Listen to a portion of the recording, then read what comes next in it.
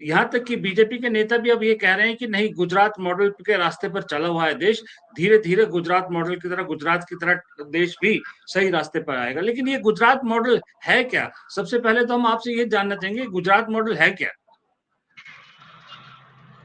मणिपुर में महिलाओं को नग्न करके घुमाया गया और मोदी जी खामोश रहे, ये गुजरात मॉडल है।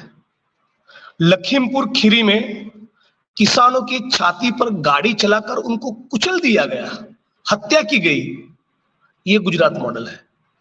आम्बेडकराइट एक्टिविस्टों को नक्सलाइट बोलकर पत्रकारों को, कर्मठ लोगों को, नेताओं को यूएपीए के तहत, दूसरे काले कानूनों के तहत जेल में ठूसा गया, ये गुजरात मॉडल है।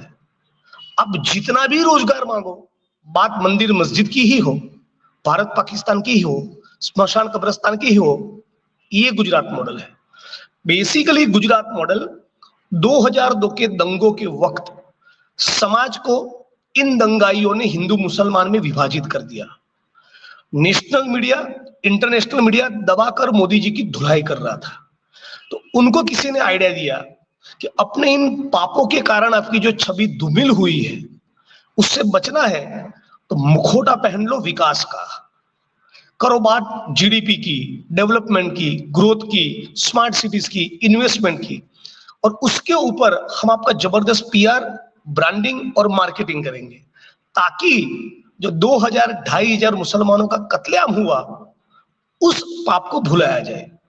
तो उसी मकसद से 2003-4 के करीब vibrant Gujarat global investor summit चालू हुआ गुजरात में। उसके 2 साल पहले हुआ है दंगा। समाज हिंदू मुसलमान में पूरे मुल्क में कुछ हद तक तो विभाजित था ही, पार्टीशन के जख्म पूरे अभी भरे नहीं थे, और उसमें इतना बड़ा व्यापक भयंकर दंगा जिसके आग में 2,000-2,500 लोग मर गए। और उसके बाद उसके ऊपर एक प्रकार से चद्दर डालने के लिए मोदी जी ने विकास का मुखौटा पहना और अपने आप को हिंदू हृदय सम्राट के साथ साथ विकास पुरुष के तौर पे पेश करने की कोशिश की। इस कोशिश में बहुत बड़ी पूंजी चाहिए, वो पूंजी उनको मिली गुजरात के और देश के कॉरपोरेट घरानों से।